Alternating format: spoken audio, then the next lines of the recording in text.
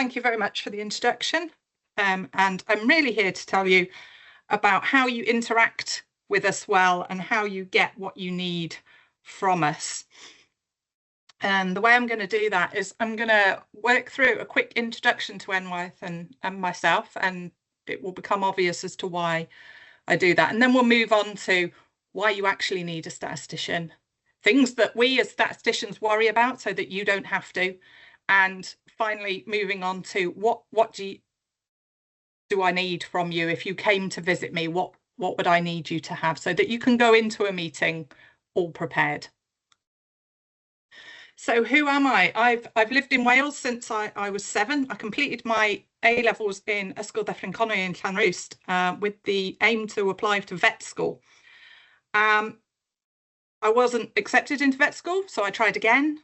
I went to South Africa, I looked after penguins, still wouldn't accept me into vet school, so I realised that was a no-goer. I went to do animal psychology and behaviour in Bristol University, and I lasted a whole week there before I went on to, I rang up Bangor University and said, have you got a place on your maths course? And they said, yes, come along. So my dad turned up to see how I was doing in Bristol, and I went, well, I'll pack my bags, come on, I'm back to Bangor University. And I graduated there in 2003. I was then at a loss. I thought, do I reapply to vet school? What do I do after this? What do I do with my mathematics degree? And I had a fantastic supervisor in Bangor who found me a funded PhD. So I did a PhD in statistical pattern recognition that was looking at the predictors of BSE and scrapie in cows and sheep. So it was kind of after the height of all the mad cow disease. But the only true way to diagnose mad cow disease is to slice their brains open, which is a little bit fatal for the animal involved. So they were looking for a better way of diagnosis. So we applied some statistical pattern recognition methods to that to see if we could identify a better way of recognizing that disease. What we learned is vets are really good at it, and the machine learning methods could know no better. So despite that, I got my PhD in 2007. And then moved into, I got a job in Manchester, petrol pricing, so predicting petrol prices. That was the least fun job I've ever had, because predicting petrol prices in February 2007 was quite easy. They went up and didn't do much else. Now, why am I telling you my background? Is because in clinical trials, and I work specifically in clinical trials, our context is really, really important. So we're not just, as statisticians, we're not just about the tests, we're not just about the assumptions you need to make.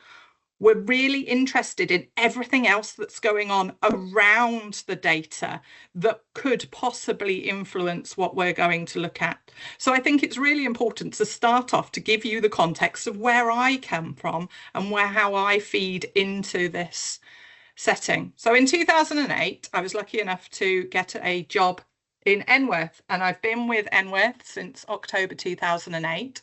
Started off life as a junior statistician and data manager, and you can see the trajectory I've had through the unit, and I pretty much worked on every role going. And along the way, I've been lucky enough to have 3 children, and we do have an Irish wolfhound who I will say is laying next to me at the moment. So I'm desperate for his lunchtime walk. So I'm hoping he's not going to get too excited throughout this. So to give you some more context, our clinical trials unit, you can see on a fairly old graphic here, I have to admit, because there's 2 units listed down in Cardiff, which is not quite true now. There is just the CTR. And we're part of the UK CRC network of registered clinical trials units, and we're here to help and develop rigorous research across the plethora of study designs. And this is Enworth. As you can see, we are quite a small, compact little unit, but we have 4 main functional areas: the statisticians, the IT group, our quality assurance officers, and trial managers. And around that, we have some admin as well. But what I would say, although we're separated into those 4 functional areas, it's really important that each of those areas connects with each other. So we spend a lot of time liaising. At the minute, we're changing over to a new electronic data capture system. So the statisticians are spending a huge amount of time with the IT consultants and just working out what's possible for the data, how we work this, and what's going on. So there's a huge amount of overlap between all of the functional areas, and we work really closely together. To give you an idea of the clinical areas that we've worked in, these are size related, so we do a huge amount in dementia and mental health. We're particularly interested in complex interventions in NWETH. So we don't usually take on a huge amount of drug trials, although we do have some on our portfolio. The majority are complex interventions. So those psychosocial interventions, CBT, CFT, all those kind of acronyms that you can get for the psychosocial therapies that you get. And they can add in an extra layer of complexity to how we analyze and evaluate. These aren't the same as providing someone with a drug, a pill to take that they can take or not take, and then we can measure the effects of that. Complex interventions are a lot more intricate in how they work and how they function. And so we're particularly interested and specialised in complex interventions. And I would say that we haven't found a clinical area yet that we can't apply some of what we understand to these areas. And also to note that although we are a clinical trials unit, don't be worried about approaching a clinical trials unit with other studies. So from here you can see all the type of study designs that we've had on our portfolio over the last few years. And yes, we're a trials unit, but that doesn't mean we have to do trials, because trials don't always fit the research question. So if you need something else answering, then there may be a better design. And we're perfectly adapted to pick up those designs, but we won't know that until we talk to you. So just don't assume that because you want to do a survey or that you want to do a cohort study that you shouldn't be talking to a clinical trials unit along the way. So to the meat of why we're here today. Why do I need a statistician? And I think some people come with the preconceived idea that we're here to do the analysis or calculate the p-value. Everyone's so interested in that p-value.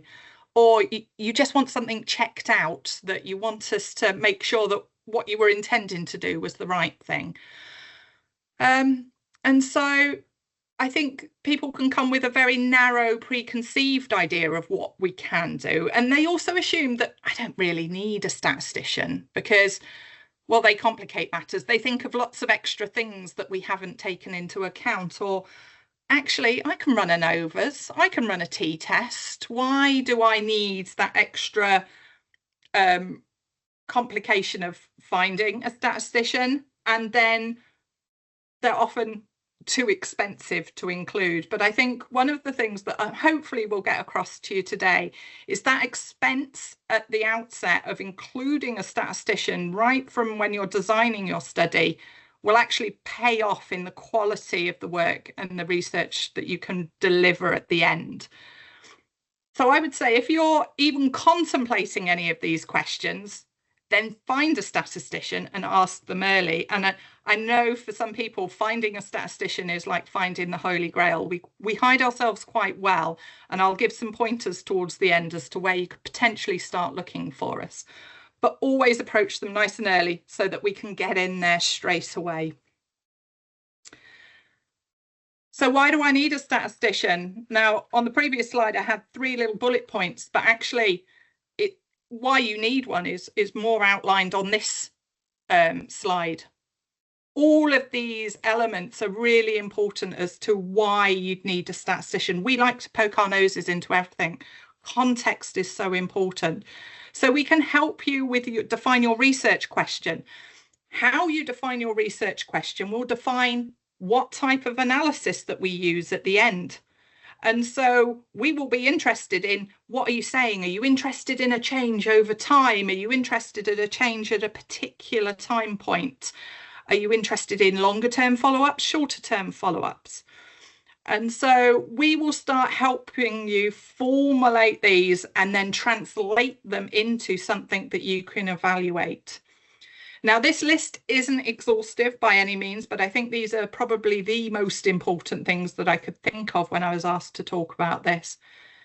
Sample size, I'm going to cover a whole section on that in a minute because it's so important, and it's the question most people will come and ask us: how many people do I need to find? The number of groups, as I said, complex interventions can be really difficult. What's the active ingredient in a group therapy? Is it the fact that people are gathering together in groups, or is it actually the therapy that's then delivered in that group? And so we can suggest designs that accommodate that. So maybe you'd need 3 arms where you've got treatment as usual, where people don't attend anything. You've got an active control where people just meet up for a coffee on the same intervals as you'd expect the group therapy to meet. And then you've got a third group that's looking at that active intervention of the therapy that's being delivered.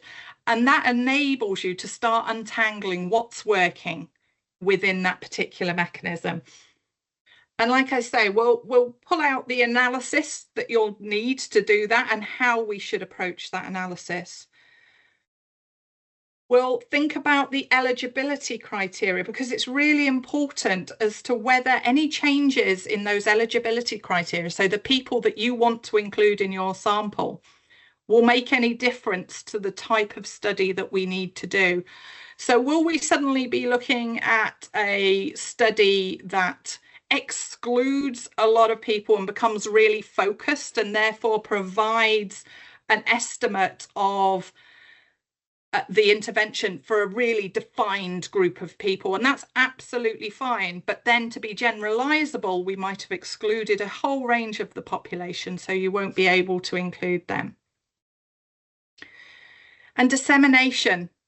We will touch on this later on again, but dissemination is really important because actually we're going to help you when reviewer 2 is actually that statistical reviewer, because that's awful when that happens. When you get that reviewer 2 who's picking out everything that you will have done, a statistician will have planned everything, will have run every analysis to that plan. So we'll be able to answer those questions really succinctly. And we'll be able to rebut some of the comments that will come your way quite easily. So it is really important that we help with the interpretation and the presentation of your data, because that whole data story is what we're involved in, not just kind of throwing some p-values out of the end and letting you cope with it. And over to the left here, we have PICO. So PICO is something that you constantly come across in terms of designing your research question. What population, what intervention, how are you going to compare it, and what outcome? So these are all the things that we can help us. As I said, it's not an exhaustive list. There are lots of other things. And we generally find that once you've developed a rapport with your statistician, you'll be finding lots more questions that you can ask them along the trajectory of your study. So, as I said, we'll be interested in what data you're going to collect and how you're going to collect it, because that will impact on whether we're able to analyse it at the end. So, as you can see from this lovely graphic, just collecting more data isn't always the answer. So the integration of our statistics is important, but that clinical context is important too. We can prove anything statistically significant if you give us enough bad data, but that doesn't mean that it's going to be meaningful for your patient population. And so it's really important that we have those conversations about the sample size, about how you're going to collect the data. Are you going to collect it by phone, by interview, online? Are you going to let people respond themselves? And all of this will have implications for the quality of the data and things that we need to consider when we're analysing the data. It will also impact as to whether your outcome, so whatever you decide to measure in your population, is able to be collected in that way. So there are some measures that have to be delivered by interview. And if you're not delivering that, then we need to note that it's an adapted version of that measure, and it's not necessarily comparable to all the other measures out there that have been collected in a slightly different way. And so once we've kind of talked about data and we get involved in data, it comes back to this age-old question, well, how many people do I need? And to some extent, I would say that this is a two-way conversation very much. As a statistician, I would always like a larger sample. The larger the sample, the more precise any estimates I make will be able to be. However, that has to be a two-way conversation because the patient population that you have will not be exhaustive. And so we have to be mindful that there's no point me asking for samples of thousands of people if we're looking at, for example, a relatively rare disease. So we do some work in rare dementia. If I came up with sample sizes of 1,000, there's just not the prevalence of those diseases to be able to satisfy those samples. So it's very much a two-way street, but we have to be sure that the numbers that we're looking at is rigorous. And I'm often asked, do I have a magic number to hand? And I'll often come back to them and say, well, I need to ask you some questions. And there will be at least 3 basic questions. So the 3 basic questions that you'll be asked is, what's the effect size? So how big an impact do you expect your intervention to have? The bigger the impact, potentially the smaller the sample size. But if we're looking for a really small impact of your intervention, then we could potentially be looking at quite a large sample size to satisfy that. So beyond that, we'd also be interested in something called alpha and power. So power would be generally set at 90%, and alpha would be set within trials, it's usually set at 5%. And these are the chances of making an error when we run the statistics on your sample. And so you don't want to be claiming something's there if it's not. Equally, you don't want to miss an effect if something's there, if something is there to detect. So these two unfortunately work against each other. So we could raise one to 100%, but unfortunately that's likely to raise the other in the falsehoods that you'd be finding. So those would be the 3 basic things that statisticians going to be interested in, and actually 2 of those are probably already predefined.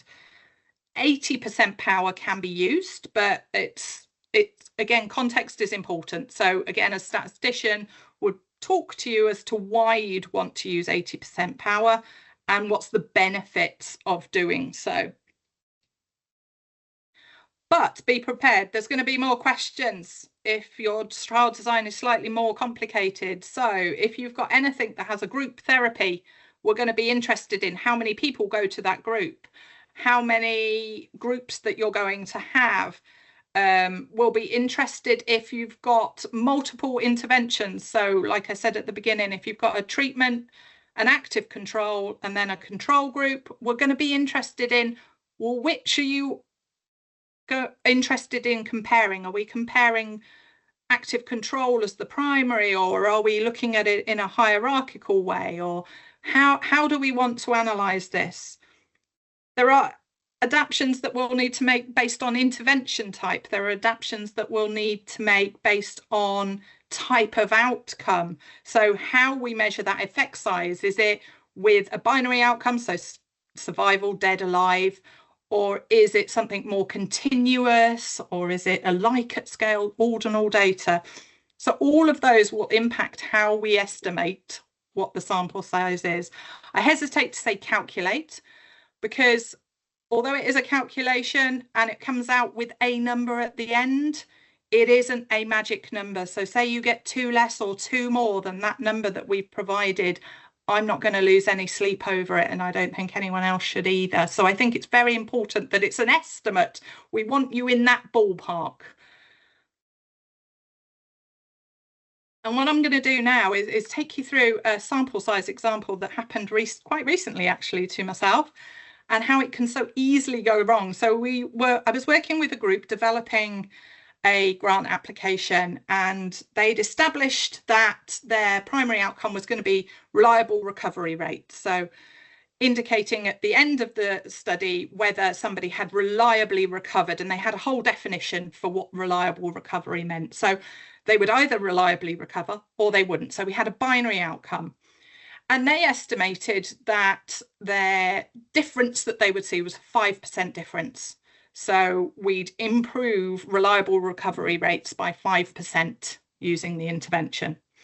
We had 90% power and 0.05, 5% significance level. And this is the sample size that they sent me, which kind of shocked me, because I went back to them and went, oh, that's my job. You've stolen my job. And they said, well, we had to get on because we needed to work out the costs and how much excess treatment costs we needed and things. So we did a quick calculation, and we'd like to work through this with you now. So I looked at it, and they needed 1,632 participants in total, split down to 816 in each condition. And then they'd assumed 20% attrition. So they assumed that they were going to lose 20% of the population between when we started to when we finished collecting the data, based on some recent data. And so they'd come up with a lovely figure of 2,040 participants.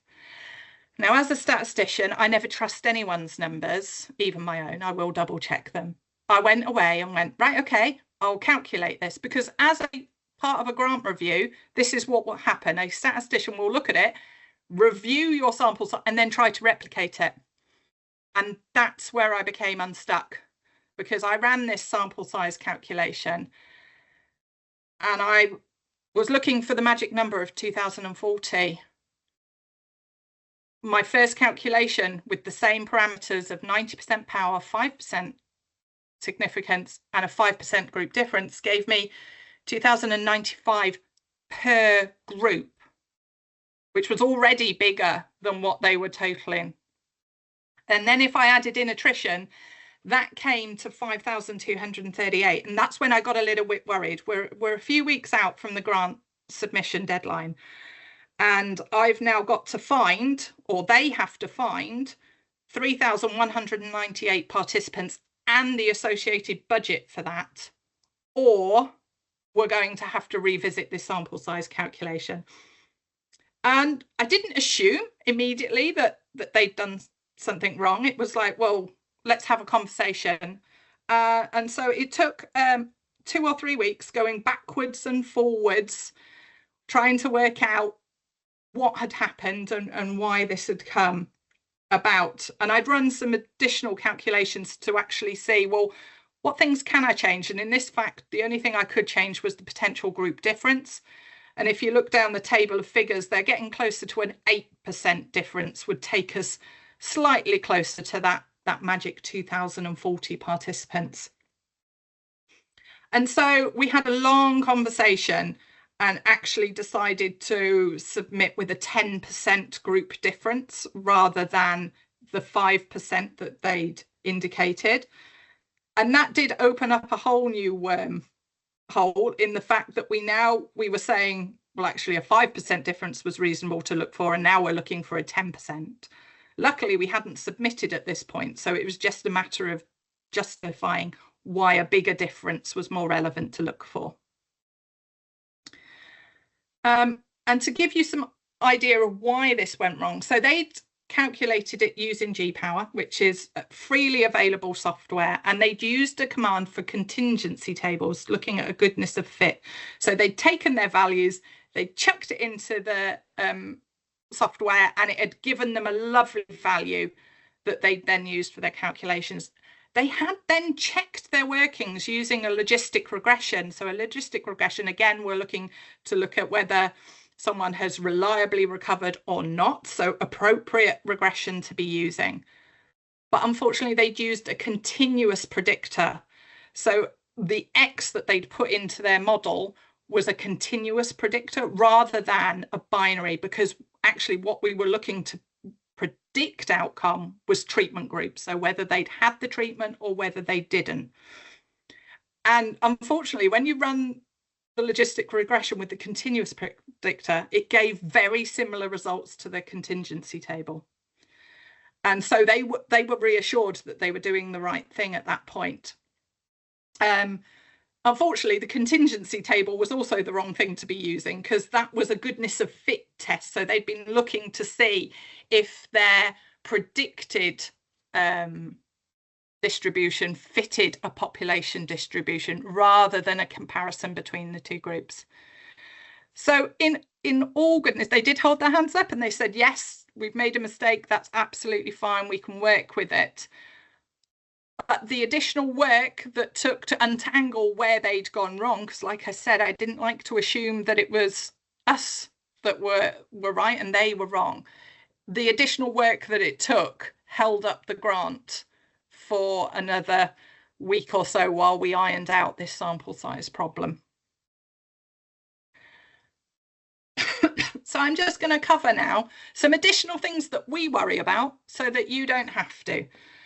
So one of those being how you interpret those lovely p-values. And I'd suggest not necessarily abiding by this chart, but it is the tendency to very much classify your p-value results on these kind of sliding scales. But very much, I would say, when we produce, certainly when I produce statistics from our unit, I'd expect to see an interpretation come with your p-values. So it's not just that muddy groundwork that you've done. Okay, so things that we will worry about: appropriateness of the tests that are applied. So are you applying the right kind of tests? Statistical software isn't too helpful in the fact that it will often run tests regardless of whether it's appropriate or not. So I have seen means and standard deviations presented on binary variables. It will run, it will give you a value. It doesn't make any sense whatsoever, but the danger is that you will be able to run these things. So it's always advisable to check that you're doing the most appropriate thing for your data. Have you taken into account baseline measurements? It's very easy to ignore those baseline measurements because actually running a t-test is easier than running an ANCOVA, for example. But we need to make sure that we've assessed where people started and does that impact on where they end.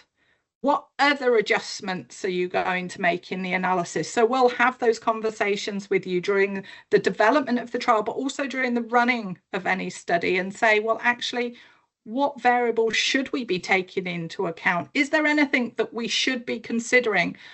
So a couple of years ago, COVID hit us, as we all know. And any trials that were running at that time, we suddenly had to take into account all those changes that had to be made to accommodate COVID and the restrictions and the impact of that onto our analysis. So we are there throughout the life cycle, really to make sure that we can accommodate all this in the analysis.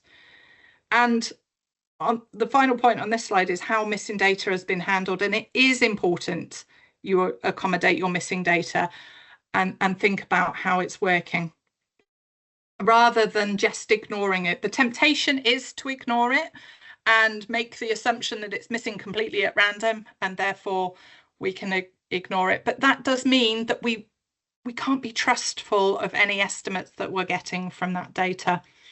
And I think one of the really important parts is missing data is like having missing pieces of your jigsaw puzzle. So if they're missing at random, they're spread out all over the place. If there's something systemic that's causing your missing data, you're going to have a big patch of your jigsaw puzzle missing. Now, we have methods that will allow us to accommodate that missing data, particularly if it's missing at random. We can make a pretty good estimate of what was going on at that point in the data. And so we get a good estimate of what was going on. However, if we've got systemic missing, then any estimations that we make are liable to completely miss the point, and you'll have a big piece of your jigsaw puzzle missing. So it's always good to think about how your data's being generated and what is causing that missing data.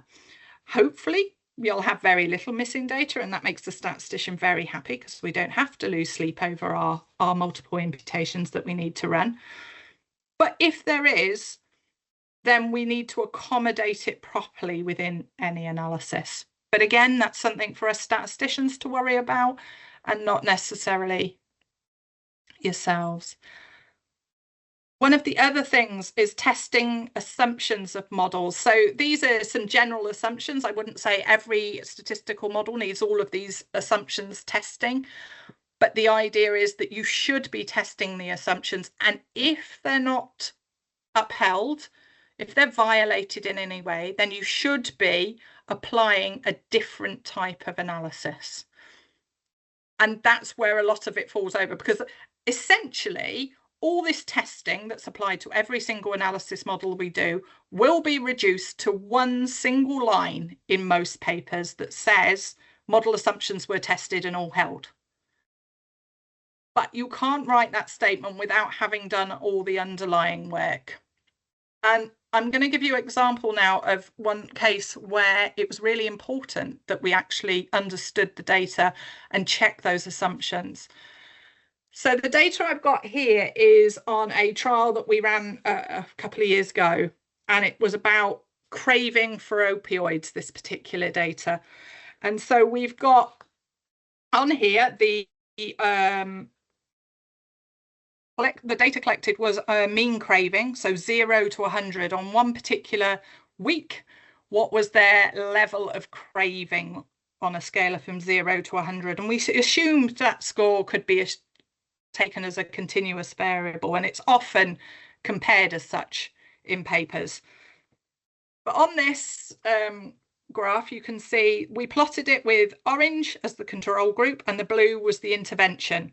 So I don't know how well you can see the numbers, but at baseline, 0 weeks, both groups started around 26, 27 for their mean craving, and then both immediately dropped off as they entered their initial stages of treatment. And at 4 weeks, you saw quite lower. And then it kind of tailed off from there. But we had this odd thing going on at 16 weeks, between 16 and 20 weeks in the control group, that there was another drop off. Now, there wasn't any change in treatment at this point. And when I analysed the models, I checked the assumptions, and the assumptions didn't hold at all. And so although you could argue that, well, we've shown that the treatment is significant, there's no overlapping confidence intervals here. We've shown the treatment is significant, but actually, was it telling the true story of what's going on? And when we looked at the data, there was a huge amount of zeros indicating no craving. So we had this huge amount of data that said, I am not craving at all. And so at baseline, there was a 40% of the data was indicating no craving at all. And then we had the rest of the people doing something else between kind of 1 and 100. So we split it out and looked at the data. And so on this graph, what you can see is we've got a bar chart representing whether they craved or not. So whether they craved 0 or something else at each of the weeks. And then we've split it out. So we've got that mean craving response for everything else that was going on in the data. And what you can see is that now our mean craving response is now at about 43, 44. So all of a sudden that mean craving response is a lot higher than we expected at baseline, or what we were seeing at baseline, and it was being pulled down by all those zeros. Now, if you look at the bar chart, what you can see is an impact of an increasing amount of zero craving as we're progressing over the number of the weeks. So the fact is, by the time we got to 24 weeks, the blue bar, which is the treatment, was seeing a huge amount of zero craving. And if you look at the behavior of the two lines over time, so this is how, if people were craving, how much they were craving, all of a sudden we haven't got this artificial drop going on in the craving data between week 16 and 20 for the control group. And the data looks a lot more reasonable in terms of what you'd expect to happen to craving over time. You'd expect this initial drop, maybe some maintenance, and then potentially over time, their cravings start to increase again gradually. And so it was only because we didn't ignore those normality assumptions when we were fitting the models, were we able to disentangle the data and actually make a much truer, much richer representation of what was going on in this data. So it is really important that those assumptions are tested. And just because everyone else fits a continuous approach doesn't mean that we should. And a couple of final things before I move on to what I'll need from you is multiple testing. So this is the lovely graphic that tells you that there's no link between jelly beans and acne. However, if you test every single color, you will find that potentially green jelly beans and acne have a link. And so there are multiple different ways of adjusting for multiple testing, but what you can't do is just keep testing until you find something that's significant, report all that, and expect to be taken seriously. So we have methods of adjusting for multiple testing, and I've listed some of those in the corner. The Bonferroni correction is probably the one people are most familiar with. However, that really is a sledgehammer to crack a nut. That is the absolute most conservative way of adjusting for multiple testing. And quite often when you talk to trialists or trial statisticians, some will be quite happy not to adjust for multiple testing in some circumstances. So again, that context of what you're testing, how you're testing it, is really important as to how you apply these corrections for multiple testing.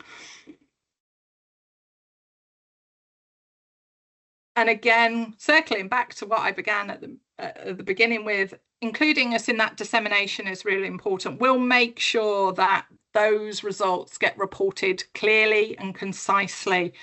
And hopefully, while you've been looking at these two lovely graphs in front of you, what you will have realised is they are presenting exactly the same data. It's just that the y-axis has changed. And now we are seeing the full range of the scale versus the observed range of the scale. And will, as statisticians, should be stopping you making these kind of errors in data presentation, or at least making it clear that when we are presenting data as it is on the left, that is exactly what we're doing, that we're presenting the data in the observed range. So finally, moving on to that last section, what does a statistician need from me? So you found a statistician that's going to talk to you. Don't panic. Be ready. And ensure there is enough time to accommodate your requests. I can't press home how important that particular point is. Expecting us to respond when you've got a week till your deadline or 12 hours to your deadline will not ensure good, rigorous responses to your questions. So make sure you've given us a good window of time to be able to make sure we'll ask all the questions. Have your research question ready. Now, I'm not saying that's the research question that you're going to end up with when you come out of the end of the meeting, but we need to know where you're starting. So what are you interested in? Why are you interested in it? And what ideas you already have. So I would advise not coming to us saying, well, I've always done this type of study and I've always applied this method. Tell me why that method. Tell me why for this particular population. So the questions, be ready for lots of questions. Okay, it's like meeting with my 5-year-old son who is going to be backwards and forwards with the why. Why are you doing that? Why this population? What makes this population so different to anything that's been tested before? Because we're not interested in research waste. We're not interested in generating lots of questions around, or lots of answers about questions in the same populations about the same interventions. If it's a different population, we're interested. If it's a slightly different intervention, then we're interested. Why are you comparing it to this? What else could you consider in terms of the comparisons you want to make? Why this outcome? What's so important about this intervention that's going to have an impact on this outcome? And that's really important. So, for example, in the past, I've worked on a pelvic girdle pain study where they wanted to use the primary outcome as pain. But actually, we discovered along the way that one woman's reporting of pain was very different to another's. So, for example, a woman who was bedridden on a hospital ward was reporting her pain levels to be 5 out of 10. But on the same ward, a woman who was able to get up, go outside and have a cigarette was reporting her pain levels to be at 10. And so all of a sudden, the robustness of that measurement became quite difficult to reconcile. But what actually became important to the population was functional ability. Can I still get up and do my daily tasks that I need to provide for my family? And so when we're looking at the intervention, we're interested on not only how we measure that, how relevant the intervention is to that measurement, but also the context of the population that it's going to be used for. So why do you expect an effect? How big that effect is? Like I said before, the bigger the effect, the smaller the population. What if we change that comparator? Is that going to change the expected effect? What if we change the population to make it a more generalizable population? Is that going to dim your effect, reduce your effect that you expect to see? Are you interested in this over time or at a particular time point? And how much time do you have to have that effect on the outcome? In dental trials, quite often a primary outcome of interest is caries, but caries take a long time to develop. And so you have to have the ability to collect that data for that length of time to be able to have that impact. And so sometimes you'll be looking for other things that are predictive of caries along the way, just because you want to keep your trial within a reasonable time frame. So don't be shocked when we ask lots of questions, and some of them won't be statistical in nature. We are genuinely interested in that clinical context, that context around everything that will help us make sense of what we're producing. And I think one of the final points I want to make is this outcome measure. Be ready to justify the outcome. So we will ask you time and time again, is this the outcome that you want? Because once it's in that sample size calculation, once it's in, you've got that number, you've worked it into your grant, it's so integral that if you change your mind later on, it becomes really difficult. And you will need to justify each of those. And that's not just a justification to the statistician. What you'll need to be able to produce is literature and evidence of expected effect sizes, minimally clinically important differences. Unfortunately, quite often we're not in the realm of huge effect sizes where you see this massive effective interventions now. Quite often we're seeing nuanced treatments, so we're adjusting a treatment slightly and wanting to measure the impact of that. So we need to be realistic about the effect size that you are expecting to see. And don't be surprised at any statistician who's dubious when you approach them and you're expecting to see an effect size of 1, this massive effect size that's going to be revolutionary for treatment. We will be dubious of that, because actually what that's going to tell me is that we'll need a really small sample size to prove it. And anything with a small sample size is just not robust enough to be able to give that precision and clarity to the results. So we have to be really, really pedantic about going back to you and saying, are you sure? Is this really the question you've got? Oh, and understand the outcome measures, please. It gets really confusing when people come to us and don't know which direction the measure moves in. So, for example, a lower score on the MMSE, mini mental state examination, indicates greater cognitive impairments, where a higher score on the Blessed Dementia scale indicates a greater cognitive impairment. And it's really important we know that, because when we're presenting that data, it has to be relevant to your population. So again, be expected to know the relevant ranges for the population on the outcome measures that you're expecting to see. Do they score higher? Do they score lower? Have some data from previous literature. Even if the population doesn't quite align, we're interested to see what the means and standard deviations and the variability is like in similar populations.